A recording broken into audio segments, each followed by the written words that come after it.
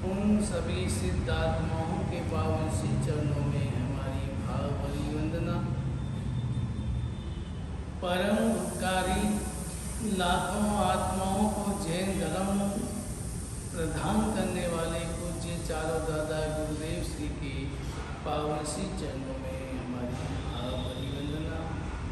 परम पूज्य गणनायक श्री सुख सागर जी महाराज साहिब के पावन श्री चरणों में हमारी भावभरी वंदना। परम पूज्य आचार्य सम्राट श्रीमचंद कांति सागर सुरेश्वर जी महाराज साहिब के पावन श्री चरणों में हमारी भावभरी वंदना। भवसागर से डूबती नैया को सहारा देने वाले मेरे श्रद्धा के केंद्र परम पूज्य गुरुदेव गच्छाधिपति आचार्य भगवान श्रीमचंद मणिप्रभ सुरेश्वर जी महाराज साहिब के पावन श्री चरणों में हमारी भावभरी वंदना। डॉक्टर विराज मुनिराज के चरण।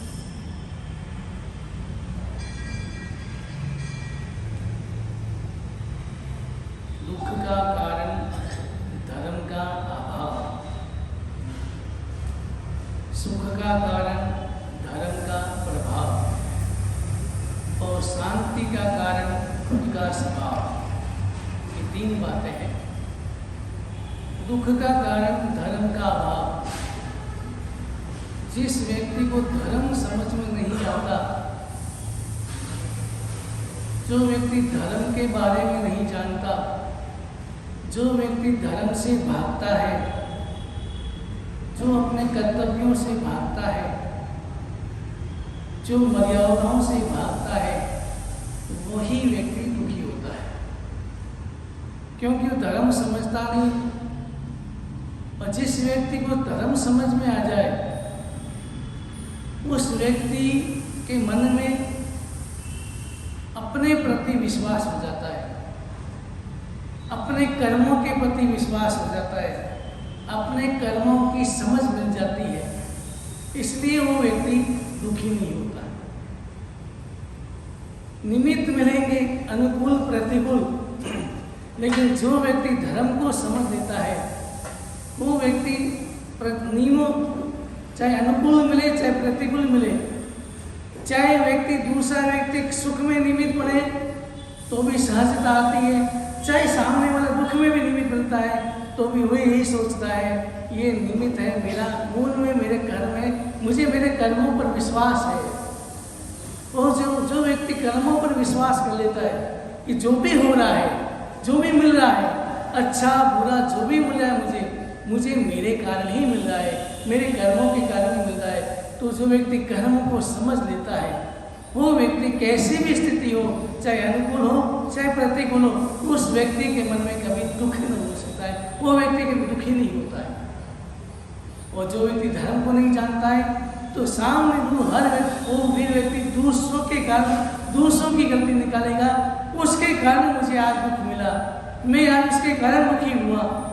और जो व्यक्ति धर्म समझ लेता है, वो ये कहेगा मैं मेरे कारण ही दुखी हुआ, दूसरा नहीं करेगा। मैं हमेशा कहता हूँ, परमात्मा माने यही कहते हैं कि न व्यक्ति किसी को सुखी करता है, न व्यक्ति किसी को दुखी करता है, न सुखी कर सकता है न दुखी कर सकता है। वो निमित्त बनता है सुख में भी और दुख में भी। ये कौन समझेगा? जो व्यक्ति धर्म को जानता है, जो धर्म को समझ लेता है, तो दूसरों की ऊपर गलतियाँ नहीं निकालेगा। लेकिन तो शांति का कारण क्या है? व्यक्ति का स्वभाव। व्यक्ति का स्वभाव अगर सहज हो जाए, उसके भीतर में शांति मिलती है।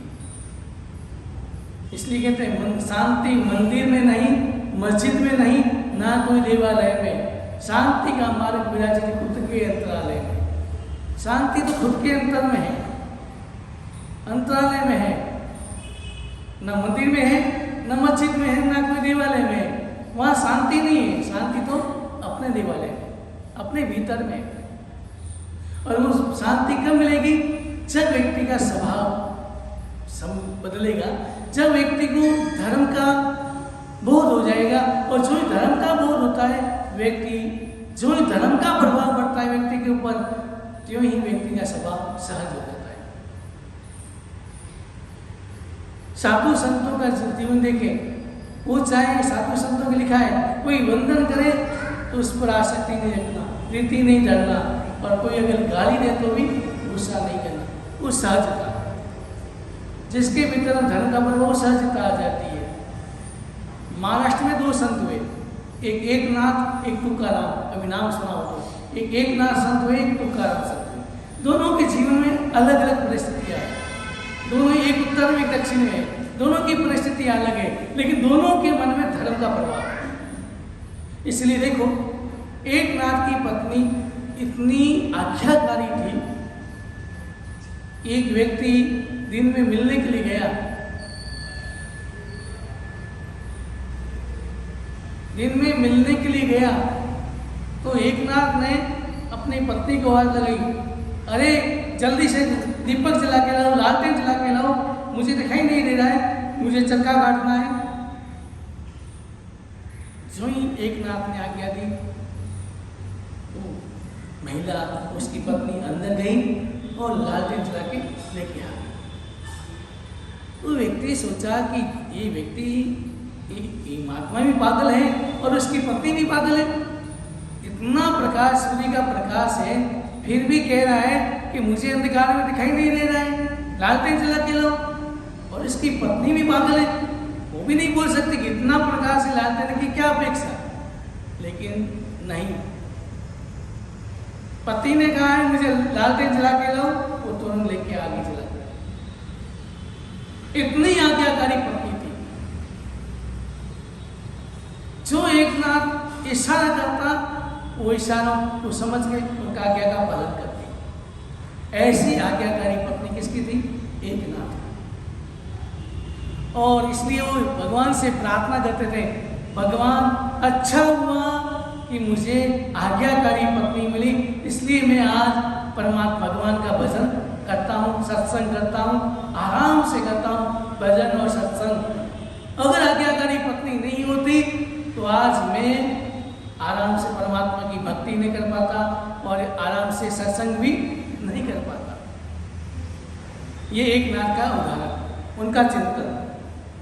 एक तब तुकाराम की पत्नी इतनी झगड़ालू, वो सत्संग करते तो बीच में आके गालियां बोलती, और कभी कभी सत्संग करते करते घर का कचरा वहां लाती और उसके सिर पर डाल देती।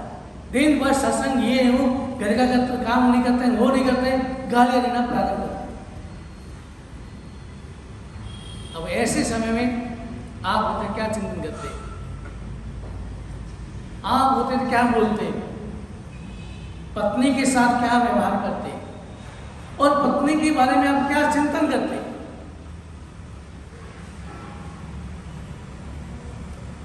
एकनाथ का चिंतन था कि अच्छा हुआ भगवान, मुझे आज्ञाकारी पत्नी नहीं मिली, इसलिए मेरा इसके प्रति मोह नहीं हुआ, आसक्ति नहीं हुई।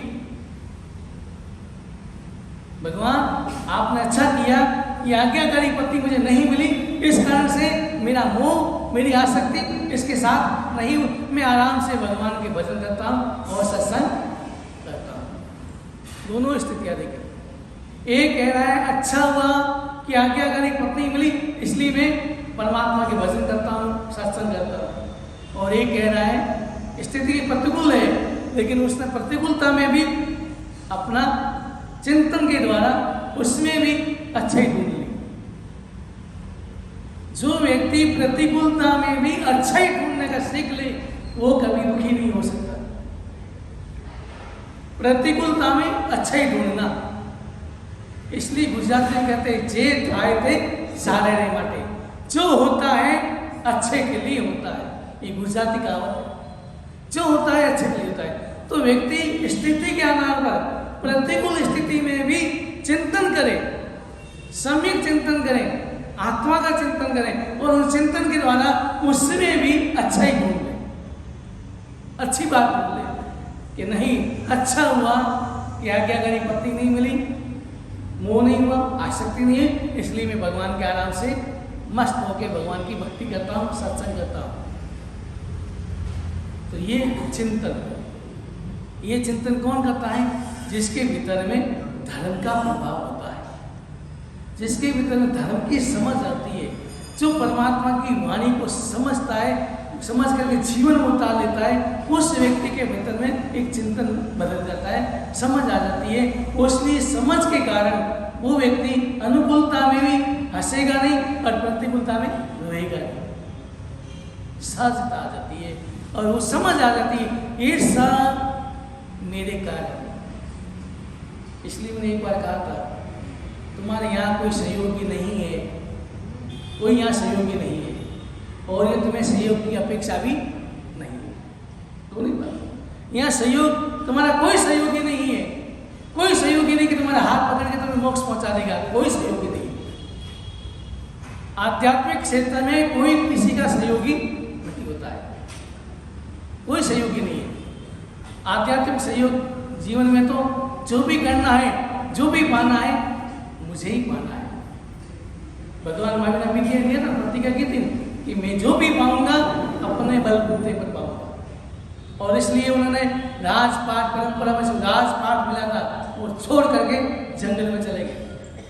अगर संसार में सुख होता, संपत्ति में सुख होता, धन दौलत में सुख होता, बंगलों में सुख होता, तो क्या भगवान महावीर छोड़ के क्यों जाते जंगल में? क्यों जाते? उनकी कमी थी क्या? संसार की जितनी संपत्ति उतनी संपत्ति केवल भगवान महावीर के पास दिया। उस समय इतनी संपत्ति थी, लेकिन वो छोड़ी क्यों? अगर सुख होता, उससे कुछ मिलता, तो भगवान छोड़ी। इसलिए जो समझ भगवान ने प्रतिज्ञा की थी, मैं अपने बलबूते पर प्राप्त करूंगा, जो भी पाऊंगा, स्वयं का साम्राज्य पाना है मुझे, दूसरों का साम्राज्य नहीं चाहिए मुझे अपना भीतर का साम्राज्य प्राप्त करना है। और इसलिए मुझे किसी की सहयोग की अपेक्षा नहीं है, और सहयोगी है ही नहीं, कोई सहयोगी बन भी नहीं सकता। इंद्र ने जरूर कहा था मैं आपके साथ रहना चाहता हूँ, आपको कष्ट आएंगे। भगवान ने कहा नहीं, मेरा भीतर का साम्राज्य प्राप्त करना, मुझे अपने बलबूते पर प्राप्त करना है, कोई सहयोगी नहीं चाहिए और कोई सहयोगी बन भी नहीं सकता। और वो निकल पड़े। इसलिए संसार के क्षेत्र में भी, संसार के क्षेत्र में आपका कोई सहयोगी बन सकता है, कोई सहयोग दे सकता है, लेकिन आध्यात्मिक जीवन में कोई सहयोगी नहीं बन सकता। कर्मों में, कर्म के क्षेत्र में कोई सहयोगी नहीं बन सकता। उस दिन मैंने कहा था कर्जा तुमने लिया है तो कर्जा तुमको ही चुकाना है।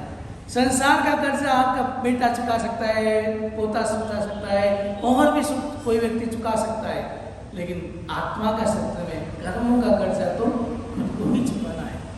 तो ये चिंतन कब होगा? जब भीतर में धर्म का प्रभाव पड़ेगा। तो आप अपने विचार करें, अपने ऊपर चिंतन करें, क्या मेरे जीवन में धर्म का प्रभाव है? धर्म का प्रभाव पड़ा मेरे जीवन में? मेरा चिंतन बदला? मैं दुख के समय में क्या सोचता हूँ और सुख के समय में क्या सोचता हूँ? मैं क्या सोचता हूँ? खुद के बारे में सोचे। मैं सुख के समय में मेरा सोच क्या है और दुख के समय में मेरी सोच क्या है? खुद को सोचे, समझे। और अगर ये सोचते सुख मुझे दूसरे के कारण मिला, समझना अभी तक धर्म का प्रभाव नहीं है। और अगर ये सोच ले दुख मेरे दूसरे के कारण मिला, तो भी धर्म का प्रभाव नहीं है। और ये समझना धर्म का प्रभाव हुआ, चिंतन बन जाएगा। कोई ना सुखी में मुझे कोई सुखी कर सकता है, ना मुझे कोई दुखी कर सकता है। जो भी प्राप्त करता हूँ मैं अपने कारण ही प्राप्त करता हूँ, अपने कारण, यानी अपने कारण यानी मेरे कर्मों के कारण, कर्मों का प्रभाव। पुण्य का उदय होगा तो मुझे सुख मिलता है, और दुख पाप का उदय है तो मुझे दुख मिलता है। पुण्य का बंधन भी करने वाला मैं ही था और पाप का बंधन करने वाला भी नहीं, कोई दूसरा नहीं। पुण्य का बंधन, मैंने पूर्व में पुण्य का बंधन किया तो मुझे यहाँ वर्तमान में सुख सुविधा मिल रही है, और मैंने पूर्व में पाप का बंधन किया इसलिए मुझे यहाँ पर दुख मिल रहा है। तो अभी व्यक्ति दूसरों को दोष नहीं देगा, दूसरों को कभी कोसेगा नहीं, यही सोचेगा क्यों दूसरों को क्या गलती है, मेरी गलती है, मेरे कारण मुझे मिल रहा है। तो ये धर्म का प्रभाव। और शांति का कारण है खुद का स्वभाव। खुद का स्वभाव सहज हो जाता है, क्या सहजता आ जाती है जीवन में। तो सहज जीवन हो जाता है तो व्यक्ति कभी ना अनुकूलता में उलझेगा ना प्रतिकूलता में उलझेगा। और साधु जीवन में गुरु महाराज हमेशा यही कहते हैं, जीवन में सहजता लाओ, प्रतिकूलता में मुस्कुराते रहो, अनुकूलता में मुस्कुराते रहो, हर समय मुस्कुराते रहो, क्योंकि साधु जीवन में अनुकूलता भी मिलेगी और प्रतिकूलता भी मिलेगी। हमेशा देखो, आज ये आलीशान बंगले बैठा हूँ, कल बिहार घर में कभी पेड़ के नीचे भी दिन निकालना पड़ता है। आज गर्मा गर्म रसोई मिलती है, सीधा मिलता है, सब कुछ मिलता है, और बिहार में कभी रूखी रोटी भी खाना पड़ता है, खाकर भी खा के पेट भरना पड़ता है। तो उस समय में हमारा यही सोच होता है, सहजता, जो मिला जिस समय। इसलिए साधु संत कहते हैं वर्तमान योग, वर्तमान जो वर्तमान में जो होना है हो जाए, उसकी हम चिंता नहीं करते। तो स्वभाव बदले, जीवन में सहजता लाए, और जीवन में अगर सहजता आ जाएगी तो घर में लड़ाई झगड़े अपना बंद हो जाएगा। सहजता आ जाएगी, वो सोच लेगा ये तो निमित्त बन रहा है, मूल में मेरे कर्म है, इसलिए मैं क्यों इस पर गर्म हूँ, क्यों गुस्सा करूँ। जो होना है मेरे कारण होगा, अच्छा भी मेरे कारण, बुरा भी मेरे कारण, तो मैं दूसरों के ऊपर क्यों क्रोध करूँ, क्यों कसाई करूँ, क्यों लड़ाई झगड़ा करूँ।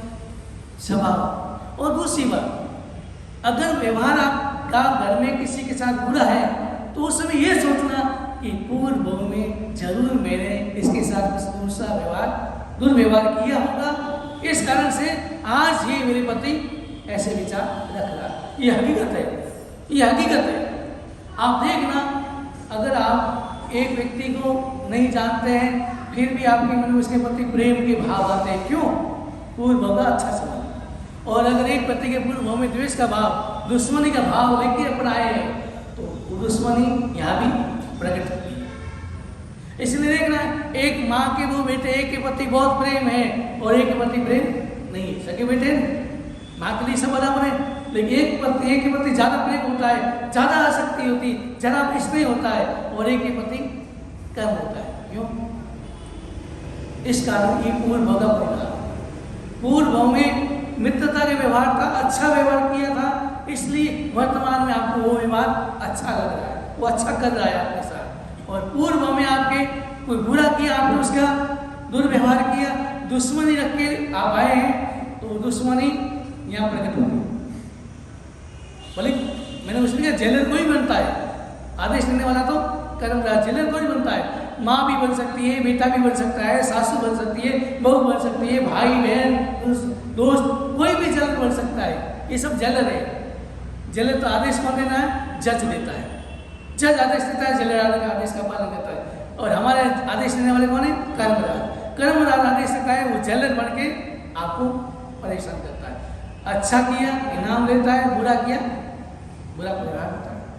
तो ऐसी समझ आ जाए तो व्यक्ति नए कर्मों के बंधन से बच जाता है, नए कर्म बंधन नहीं करता है। तो स्वभाव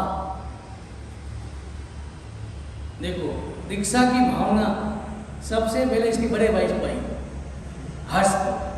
हर्ष मेरे साथ 1 साल रहा, 1 साल मेरे साथ रहा, और उसने सारे सीख ली, पत्नी को बनते को सब सीख लिया। बाद में घर गया, बदल गया, वापस नहीं आया। उसके बाद ये छोटा था, मेरे पिताजी की इच्छा थी एक को तो दीक्षा देनी ही होगी, लेकिन पिताजी मन में ले गए, पहले चले गए, 2-3 महीने गए पहले दीक्षा 2-3 महीने पहले गए। तो और भाई की भी इच्छा, भाई मना नहीं। ये मेरे साथ 5 साल रहा, लेकिन मैंने कभी इसको ये नहीं कहा दीक्षा कब लेगा, मैंने कभी नहीं पूछा कि तू दीक्षा कब लेगा, दीक्षा लेगा नहीं लेगा, कब लेगा, कभी मैंने नहीं कहा रहे। और जिस दिन अपने भाव से कहेगा कि मुझे अब दीक्षा लेनी है तो कोई मना नहीं, ना भाई की मना थी ना मैंने, लेकिन मैंने चला के कभी नहीं कहा कि तुम दीक्षा कब लेगा। मैंने कहा हो पढ़ाई करो, जब भाव होंगे, अनुकूलता आएगी, योग आएगा, अपना मन से बोलेगा, तब मैं उसको दीक्षा दे। और 5 साल का छोटी उम्र में आया था, लगभग मेरे हिसाब से 10-1 साल के होगा, 10 साल का भी नहीं, 5-7 साल का था। पहली बार आया मेरे पास, 5 या 6 साल के अंदर था। चौटन में आया, चौटन ये भी थे, ये भी छोटे ही थे, और इसने तो उद्यान किया और ये ऐसे ही रहा। छोटा था इसलिए उद्यान नहीं कर पाया, लेकिन साथ रहे, और वहाँ से मेरे साथ ही रहा, मेरे साथ ही बड़ा हुआ धीरे धीरे। और फिर एक बार पालीपुरा में सबकी दीक्षा की जय बोली, सबका वातावरण बना। इसने मुझे कहा कि मुझे भी दीक्षा भी ले ली, मालिक भी ले ली। तब मैंने भाई से बात की, मैं दीक्षा की बात कर रहा है, अगर बता दे दो सामूहिक है। अब योग ऐसा नहीं कि 21 दीक्षा एक साथ होने वाली थी। हमने कितने सपने देखे थे, ऐसे मनाएंगे, इस तरह का कार्यक्रम होगा, इस तरह का मंडप बनेगा, ऐसा होगा, 10-15 हज़ार लोग आएंगे। लेकिन ये कोरोना ने सारे सपने तोड़ दिया। जितना हम सोचते थे उतना उत्साह नहीं रहा, लोग नहीं रहे। तो भी हमारा गुरु महाराज का प्रभाव था। ऐसे माहौल में भी बहुत अच्छी दीक्षा हुई। संख्या भी कम से कम 800 से 900 लोग थे परिवार के, दूसरे अलग। यूं कुल मिला के 2000 लोग थे, साधु साधु समेत के 2000 लोग थे। ऐसे माहौल में भी प्रतिबंध था, 50 से ज़्यादा नहीं आना हो सकते। लेकिन गुरु महाराज का प्रभाव था, हमारा प्रभाव का सेटिंग थी, इसलिए आराम से 2000 लोग भी थे। तो भी कुछ नहीं, आराम से दीक्षा अलग अलग भाग में किए, 2 भाग में किए, लेकिन दीक्षा बहुत अच्छी हुई। लेकिन इनके मन में समर्पण के भाव अच्छे हैं, हमारे प्रति समर्पण, प्रेम है, समर्पण दोनों ही है। तो इस कारण से इसने दीक्षा के हाँ बोली और आज दीक्षा हो गई। अब धीरे धीरे पढ़ाई के क्षेत्र में विचार करें तो पढ़ाई के क्षेत्र में नहीं, अपने ज्ञानावनिक सहयोग सम के आधार पर होता है। किसी के ज्ञानावनिक का सहयोग सम होता है तो मेहनत करता है, 1 घंटे में 10 खाता याद कर लेता है, और किसी के थोड़ी मेहनत करनी पड़ती है। वैसे आपके क्षेत्र में, व्यापार के क्षेत्र में किसी की थोड़ी मेहनत करने में पैसे पर अच्छा आगे बढ़ जाता है, और कोई मेहनत करता है तो भी आगे कम बढ़ता है। तो हर ज्ञान कर्म के परिणाम, तो भी मेहनत करता है जितनी अच्छा प्रगति कर रहा है, और धीरे धीरे एक दिन ऐसा आएगा ये भी सुपर फास्ट भागेगा।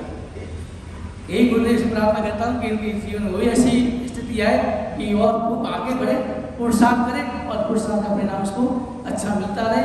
और स्वभाव तो सहज है, इसका स्वभाव में कोई खराबी नहीं है, मतलब कोई शिकायत नहीं है, अच्छा है, समर्पण है, प्रेम है सबके प्रति।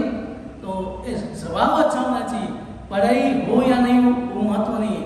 स्वभाव अच्छा हो तो व्यक्ति आगे बढ़ जाता है।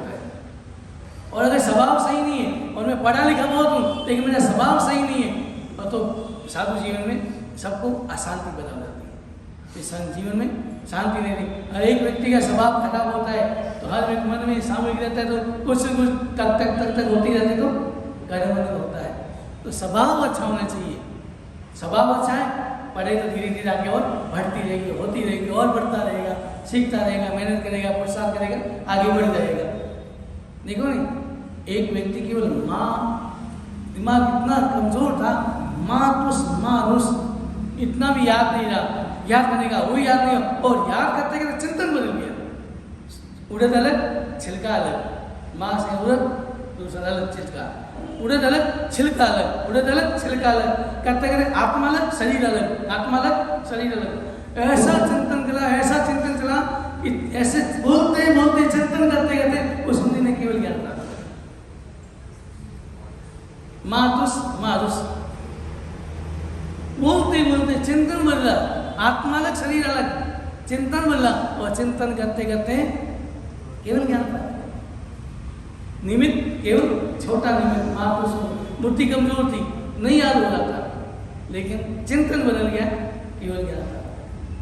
तो कब जीवन में तब मोड़ आ जाता है और कब व्यक्ति आगे बढ़ जाता है पता नहीं चलता है। लेकिन पुरुषार्थ हमारा होना चाहिए, पुरुषार्थ संयुक्त होना चाहिए। अगर पुरुषार्थ हमारा संयुक्त है तो हम धीरे धीरे और आगे बढ़ जाएंगे, और अगर पुरुषार्थ नहीं है तो व्यक्ति आगे नहीं बढ़ सकता। कारण हमारे, इसलिए कृष्ण भगवान यही कहते हैं, पुरुषार्थ करते रहो, कर्म की याचना मत करो। पुरुषार्थ करते रहो, कारण परिणाम तुम्हारे कर्म के आधार पर, तुमने जैसा किया उस आधार पर तुम्हें परिणाम तो मिल जाएगा। तो ऐसे ही आज इनका जन्मदिन है, और मैं परमात्मा से, दादा गुरुदेव से यही प्रार्थना करता हूँ, शासन देव से यही प्रार्थना करता हूँ कि इनमें ऐसी शक्ति दे, स्वभाव निर्मल बनता और निर्मल बने, और ज्ञान के क्षेत्र में और आगे बढ़े, और अपने लक्ष्य को, जो उसने लक्ष्य बनाया है, साधु जीवन का यही लक्ष्य, कर्म निष्ठा करके जल्दी से अपनी मोक्ष को प्राप्त करना, यही लक्ष्य होता है। तो इस लक्ष्य को वो जल्दी से जल्दी प्राप्त करें।